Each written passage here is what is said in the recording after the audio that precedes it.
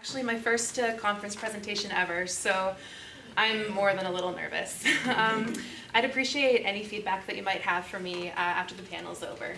Just any constructive criticism to help me get better would be so appreciated. I'm presenting a small section of my dissertation, which will examine the relationship between policing and the growth of Jamaican nationalism in the post-war period until independence in 1962. Today I'll be discussing the period between 1945 and 1951, when a high-ranking English Scotland Yard officer, Walter Calver, was brought into Jamaica to do an evaluation of the Jamaica Constabulary Force, the JCF, and recommend changes for its reformation.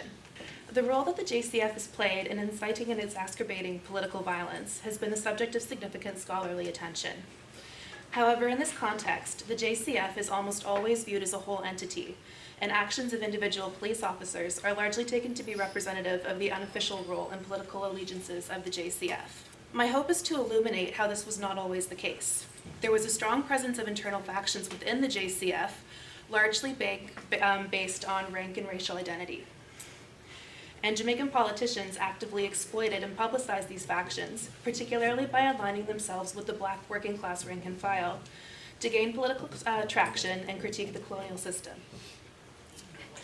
On a broader level, I hope to encourage scholars to re-examine the way that they study colonial police forces, to extend beyond an us versus them approach in describing interactions between the police, which, as many of scholars have already said, is one of the most coercive and pervasive arms of the state and the public.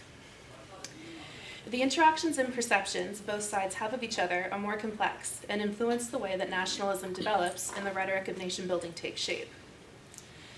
I'll begin by talking about the JCF itself and the Calver Report and the Jamaican political context in the period following World War II. Then I'll move on to discuss the ways in which Calver and the JCF were used by Jamaican politicians to forward their own political agendas. Am I going too fast, or is that okay? Okay. The structural organization of the JCF was organized along race and class lines, with black working class Jamaicans forming the rank and file, mixed race middle class Jamaicans forming the officer ranks of sergeant and inspector, and senior officers were predominantly white Britons. The push for JCF's reform stemmed out of one of the priority recommendations made by the Moyne Commission in 1938, which was set up in response to the labor riots that swept the British West Indies during the Depression. Prior to the release of the Calver Report, which was commissioned in 1945 and published 2 years later, the only orchestrated attempt at professionalizing and recreating the police in Jamaica occurred in 1867 in the aftermath of the Morant Bay Rebellion. So in 1945, it was a big deal.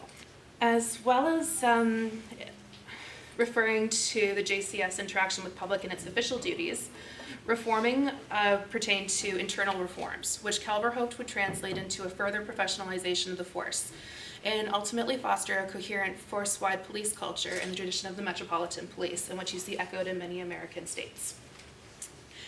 Calver's arrival in the drafting and issuing of his report on the JCF was widely anticipated in the Jamaican community, particularly among the middle-class intelligentsia, many of whom had an eye on independence and saw the professionalizing and reforming of Jamaican institutions as an opportunity to prepare these institutions for the transition from colony to country. Calver's arrival and his subsequent activities were widely reported in the Gleaner, the most widely circulated newspaper in the West Indies. And by the time that the report on the JCF was released in 1947, Calver was a household name. Once universal adult suffrage was introduced in Jamaica in 1944, two rival political parties were established: the Jamaican Labour Party, or the JLP, and the People's National Party, the PNP. The political rivalry between the two parties, and the PNP leader Norman Manley and the JLP leader Alexander Bustamante, would dominate Jamaican politics until independence. There's no simple way to categorize the relationship that the JCF held with either of the two parties, either before or during Calver's term as commissioner. It would seem natural to assume that the JCF would be more hostile to the PNP, which was defined by its socialist rhetoric. However, both Manley and Bustamante were colored middle-class Jamaicans, and just so you know, colored is actually a term that's used in the West Indies to refer to the mixed-race middle class. Middle-class Jamaicans trying to both garner and control working-class popular support. Both parties use Calver's reforms and the JCF as a larger prism for expressing discontent with the colonial system, particularly through race-based and nationalist critiques of the force. Bustamante in particular hinted at the similarities between the Jamaican society's racial and pyramidal hierarchy and the hierarchy of the JCF. Calver's reforms, particularly through his introduction of scholarships and changes to promotion eligibility, succeeded in breaking down the racial barrier that had prevented black policemen from becoming officers.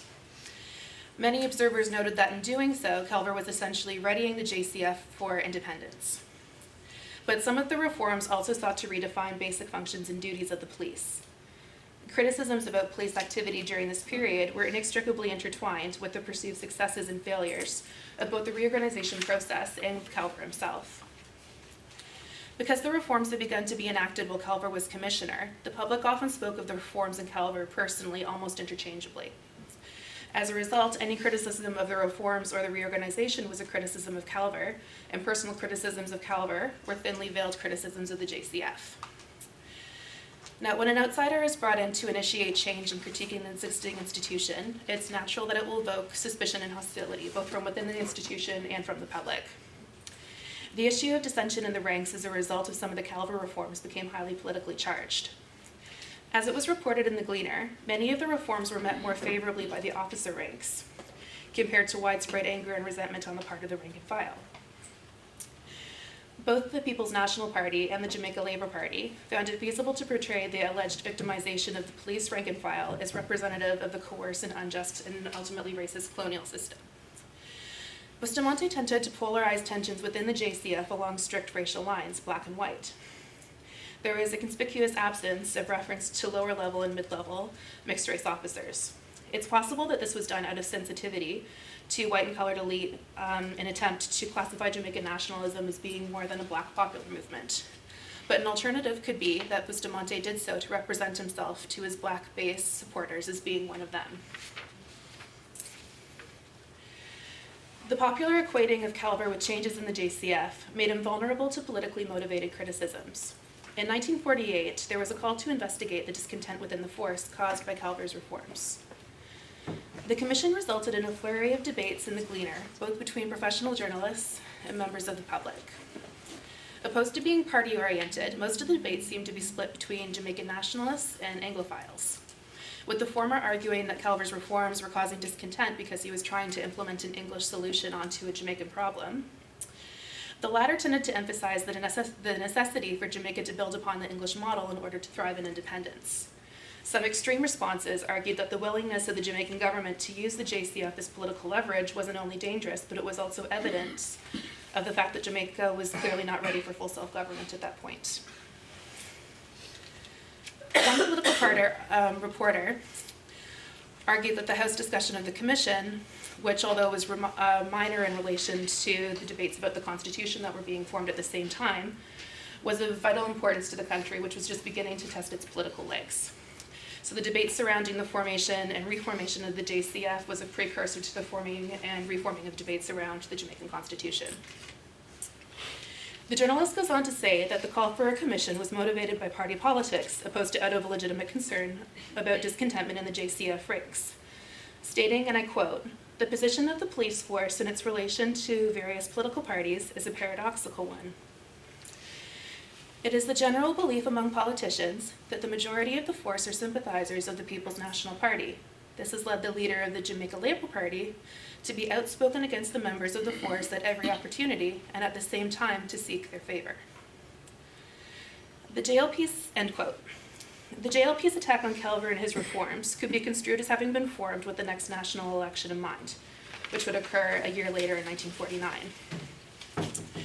The general parliamentary election in July 1949 was characterized, as many of the subsequent Jamaican elections would be, with an extraordinary amount of political violence between supporters of the rival parties. With the outbreak of violence and increasing acts of hooliganism from both sides, the JCF came under a great deal of scrutiny. Despite the antagonism of the JLP towards the JCF in 1948, both contemporaries and historians have noted that the JCF was particularly partisan in its attempt to control political violence by targeting the PNP and its supporters, and by largely ignoring the JLP. and both the PMP and popular press consequently tended to lay the blame on Calver personally. The public response to one-sided repression on the part of the JCF speaks to a wider adaptation of a view of both the JCF as this mammoth entity representing the coercive arm of the state, but also of the JCF as being comprised of the blameless rank and file and the guilty senior officers. In 1951, Wills Isaacs, a PMP leader who was imprisoned in 1949, made a motion in the House of Representatives that in response to the widespread discontent of the ranks in the JCF and the allegations of corruption lodged against senior officers, he had no choice but to request a formal investigation into the JCF. Likely to reiterate the perversion and brutality of the colonialists, Isaacs, like Bustamante, was careful to differentiate between the police and the English officers. It seems that many, if not most, Jamaicans were in favor of the commission, but viewed the manner in which Isaacs brought it out to be essentially a personal vendetta. The Rennie Commission investigating Calver and the JCF ultimately vindicated Calver, but during the 10 months the investigation was underway, there was a consistent and widespread public interest in the commission and the actions of the JCF. Reviewing how high-profile politicians publicly viewed and discussed the JCF speaks to the necessity for colonial historians to move beyond speaking to the police as a whole, or even as a cohesive institution. In Jamaica, politicians were able to leverage changes within the JCF to both exemplify wider changes and problems within the colony, but also to exploit police factionalism to promote political power and growth of their own voter base.